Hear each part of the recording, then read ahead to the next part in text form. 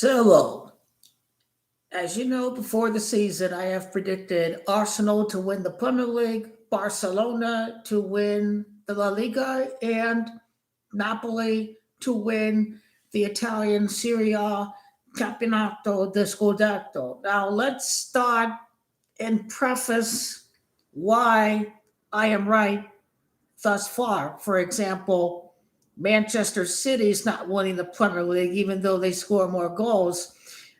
Inter are not in first place, even though they score more goals. They're seen as having more of the firepower.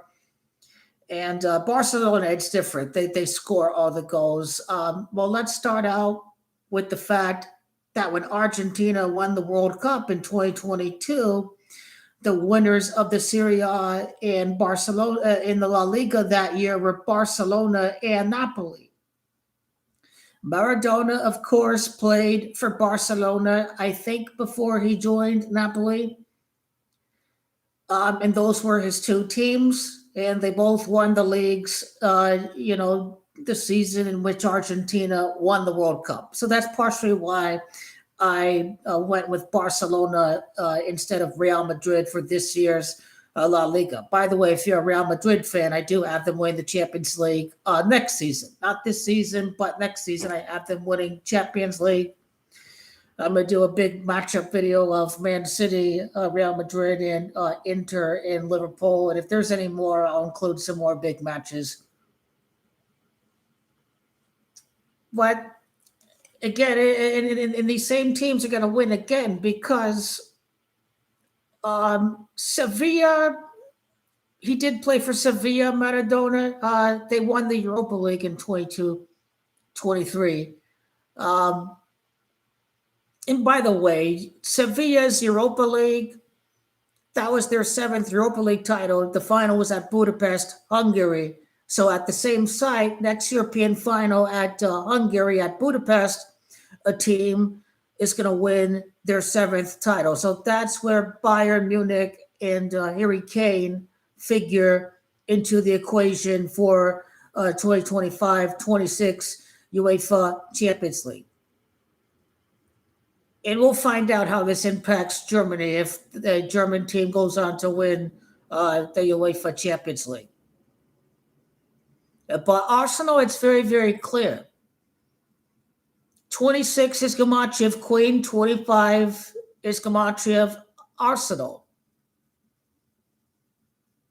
I correctly predicted Liverpool to not finish in top two. It isn't Arteta has to overcome Liverpool. He has to overcome the master. The apprentice has to overcome the master. Guardiola is the master. Arteta is the apprentice. And basically, they'll be separated by a point or 2 points, or they'll be level on points. But Arsenal are going to have to win at the Etihad in order to win the league. April the 18th. The last two seasons, Arsenal drew 0-0 at the Etihad. They played for the draw. Last year, they were up, had a red card, tried to defend the 2-1 for 45 minutes, plus stoppage time. We're very, very close to winning, but Man City equalized at the death. I think it was a John Stone header.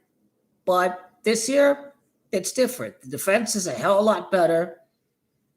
The attack is going to get insanely healthy at the end of December. They have lots of guys coming back from injury. In my view, they're going to start destroying teams, rolling over teams. They don't start the season dominant, but then like January, February, March, that's when they really start to roll over teams. And when Gabriel and Saliba come back, and when, Gabriel Jesus and, Kai Havertz come back and a couple other players that are injured are going to get healthy, then that's when they're going to start to really destroy teams and really grab the Premier League by the throat. And then they are considered a Champions League contender. Now Barcelona, they're toying around with teams like candy. Real Madrid don't score a lot. They're too inconsistent. Barcelona haven't lost the firepower, even with injuries. Now, Yamal came back. Real Betis supposed to be a tough team. Athletic Club supposed to be a tough team. Destroyed both of them. They were up 5-1 against Real Betis. There were two garbage time goals by Betis. I think they beat Club Athletic 4-0, 4-1. I don't think Real Madrid have won a match since El Clasico. So Barcelona are head and shoulders better than the entirety of La Liga, including Real Madrid. And domestic dominance will continue for Barcelona in the era of Lamine Yamal, but Barcelona are going to deal with, again, European failures. Mbappe is going to win Champions League first before Lamine Yamal. Real Madrid are going to win next year's UEFA Champions League. The gematria of Baku, Azerbaijan, that's more slanted towards Xavi Alonso and Kylian Mbappe. He won World Cup in 2018 as number 9 with Real Madrid. 9 years later, his first Champions League title. He played in the final. ESG 2020 is number 7. 7 years Mbappe win Champions League. Real Madrid officially replaced Cristiano Ronaldo with Kylian Mbappe Lotin. And now Serie A, and there's another big game in April. Arsenal, Man City in April, number 1, number 2. Same thing with Serie A. We could see Milan in number 2 holding off Inter in the number 2 spot.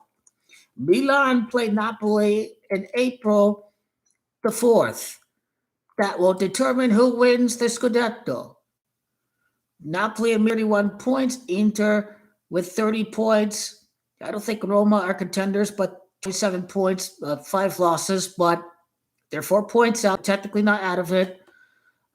Inter, they don't win the big matches. You see, they lost against Juventus, they lost against Napoli, they lost against Milan. Yes, they beat Roma, but they haven't won the big matches against the traditional rivals, and that's going to cost Inter once again. They can score, but they can't defend, and they don't have the grinta to win big matches. Napoli, they do have that grinta, that grit and determination. And they, when De Bruyne got hurt, people were like, Napoli are cooked. But very, very little do they forget. They won the Scudetto without Kevin De Bruyne last year. They got stronger with De Bruyne this year. In my view, when De Bruyne comes back from his injury, I think in February, that's when De Bruyne is going to take over. He's going to carry Napoli to the Scudetto, and Napoli's defense is better than Milan. Napoli did lose against Milan, but the second match, they get him at the Diego Armando Maradona Stadium. Napoli are going to win at the Diego Armando Maradona Stadium. Napoli beat Inter. They beat Juventus. They beat Roma. Napoli, I think, did they draw against Bologna? Or I think they lost against Bologna. But I think, let's see, against Como, did they beat Como? I think it was 1-1, or maybe it was. A lot of games are under 2 goals. Here is 0-0 against Como. So, Napoli, they're getting the wins against the top teams in the table. And I know they're dealing with European football, but it's not affecting them so far. So far, they're tied on top of the table. They're handling it very, very well.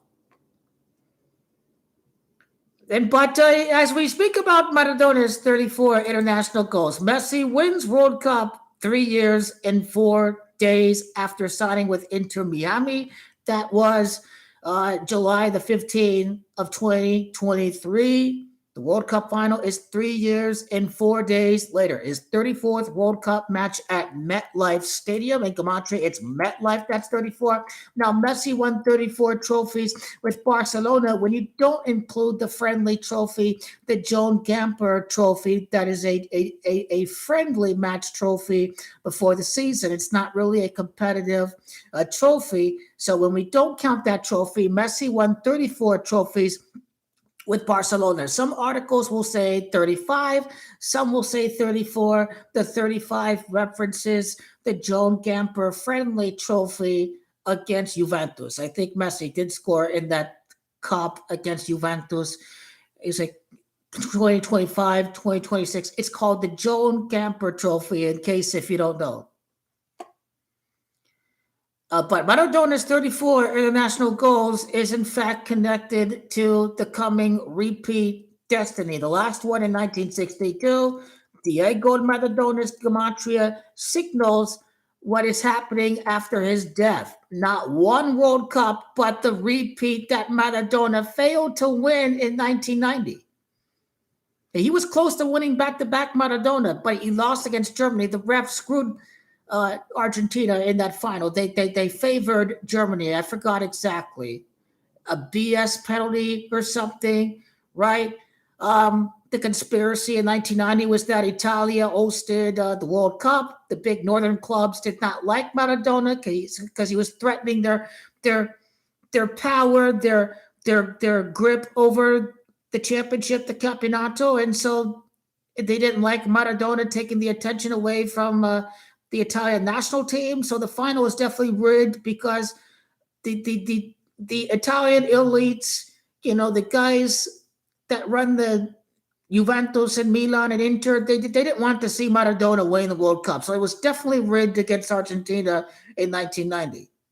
Now, even though Germany were a continental rival with Italia. But 62 is also North America. This is what Pinato Clown don't understand.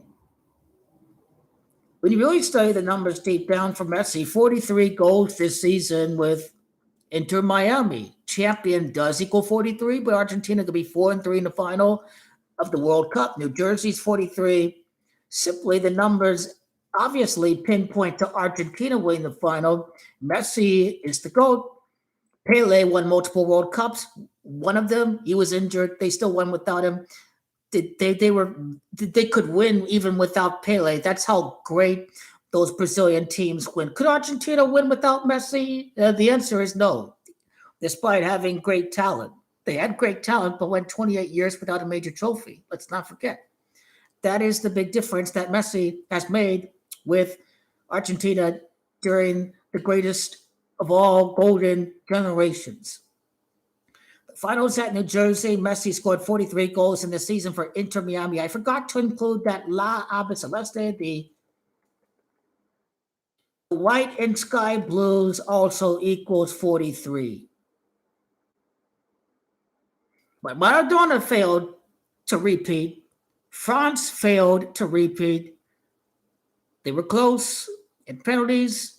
It's Argentina that, in fact, get the job done. Italia's repeat, the first to do it. It began in 1934. They did so in 1938. So that 34 connection, got to think about Italia's first World Cup, 1934. They won back-to-back World Cups.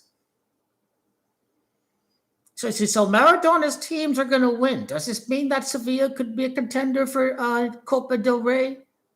Never say never. How is Sevilla doing in La Liga? Are they a contender for Copa del Rey if the Maradona theory is going to... Because I don't think they're in European competitions.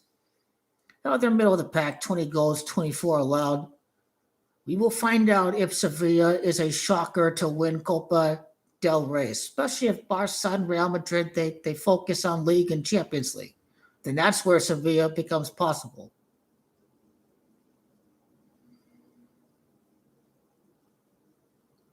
Now, you see, Pele's last match was at the old Giants Stadium. The old stadium, the new one is the MetLife Stadium. They're right across the street from each other. Messi wins the World Cup across the street from where Pele played his last match. That is the tribute for Messi in Argentina. The 1990 final was when Maradona failed to win the back-to-back. Argentina, during this World Cup repeat, 9 knockout wins, 0 knockout losses. 4 knockout wins in 2022, 5 knockout wins in 2026 with the round of 32. I think that is what Paraguay represents. The first match for the host United States. 9 knockout wins in World Cup for the greatest of all golden generation, 0 knockout losses. I think 15 consecutive knockout victories. The last, when we include Copa America, New York City is 15. If we include Finalissima, then the streak is 17. Did Messi ever wear 17 with Argentina? I think that's and then now when we talk Chinese astrology, it's simple. Messi's born in the year of the rabbit, 1987, year of the Chinese zodiac. Michael Jordan, the best basketball player, born in the year of the rabbit. The GOATs in their two sports, year of the rabbits, 63, 87. The rabbits, number 4 in the zodiac order. So it's easy. Messi, the rabbit, number 4 zodiac position. Argentina win their 4th World Cup in the history of their national team. 4 trophies in major competition. Major competition doesn't include Finalissima. It only includes Copa America and World Cup. That's what's represented by Messi, the rabbit, in the Chinese zodiac. Last World Cup repeat was in the year of the Tiger. They won their first World Cup since the year of the Tiger, 1986. The Tiger year was also last time we've seen a back-to-back in the World Cup. Also, what you must keep in mind, too, is it was Brazil's 4th title was won at the United States. Ditto Argentina. The 2 finals at Mexico City, Brazil won, then Argentina won. In America, it's Brazil and then followed by Argentina.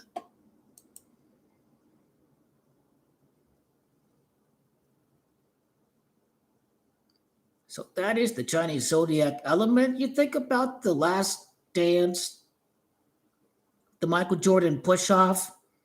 That's what the Messi free kick in the World Cup final is. He is going to have the most legendary free kick in the final. It is going to be reminiscent of the last shot from Michael Jordan and the Bulls. The last shot, the free kick in the final, the most legendary of all legendary free kicks for the greatest of all greatest of golden generations. Argentina win the World Cup on one legendary kick from outside the box by Lionel Andres Messi.